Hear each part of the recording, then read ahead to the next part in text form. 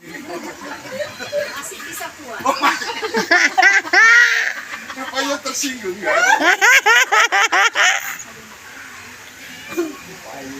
Apapun jurusan kita nanti kuliah, dengarin ini baik-baik.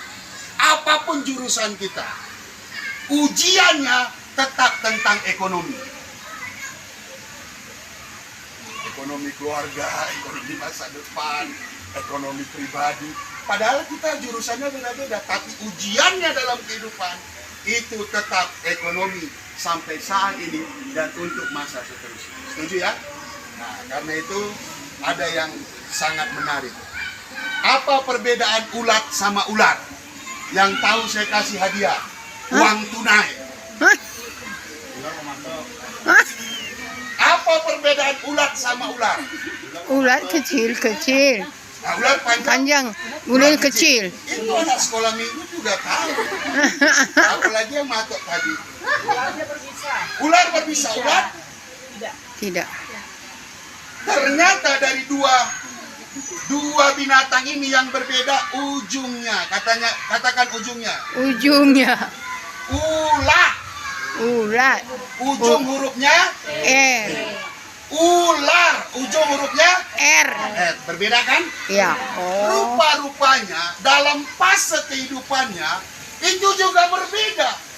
Kalau ular mau gimana pun keadaannya, tukar kulit 10 kali tetap ular. Oh, ulat kepompong.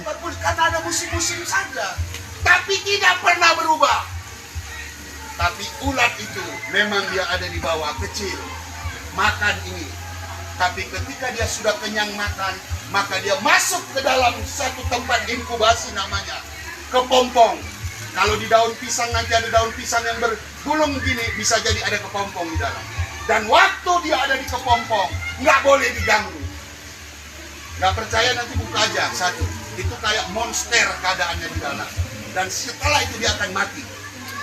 Tetapi ketika dia melewati inkubasi, maka dia berubah menjadi Kupu. indah warnanya. Tidak makan lagi dari bawah tanah atau daun-daunan. Tapi dia menjadi perubahan yang mewarnai tumbuh-tumbuhan khususnya untuk menghasilkan buah. Maka kupu-kupu itu dia hinggap di sari putih, di sari bunga. Dia pindahkan lagi ke bunga yang lain. Maka timbullah bunga bermacam-macam warna gegara kupu-kupu. Nah, hari ini saya mau kasih pilihan. Pemimpin-pemimpin di tempat ini mau menjadi Kristen yang ulat apa menjadi Kristen yang ular, monggo silakan pilih sendiri. Ya? Iya. Kekristenan bukanlah semakin enak-enakan. Saya mau kasih tahu kepada kita. Ke depan ini nggak semakin enak. Ke depan ini keadaannya nggak semakin baik. Kalau kita tidak kepada esensi daripada kekristenan, aku ragu, aku khawatir, jangan-jangan diriku juga, kita akan undur dari namanya pelayanan. Kita akan undur dari namanya gereja Tuhan. Kita akan undur bisa-bisa, tapi jangan jadi dengan iman kekristenan kita. Kenapa? Karena kita punya prinsip seperti ular, tidak mau seperti ular. Oke, saya sangat rindu mengimpartasikan hal ini dari perenungan saya, dari pengalaman pelayanan saya yang tidak lama dan tidak hanya di gedung gereja, tetapi yang lebih penting dari kebenaran firman Tuhan. Karena kita sudah berada di penghujung akhir zaman itu, maka firman Tuhan berkata, engkau tidak boleh mengharapi apa yang ada di dunia ini. Karena di dunia ini semuanya nanti akan mengecewakan. Karena itu persiapkan hari ini mentalmu, spiritmu, supaya kita menjadi Kristen yang esensi. Katakan amin. Amin. Katakan amin. Amin. Bukan yang sensasi, apalagi imitasi. Ngerti ya maksudnya ya?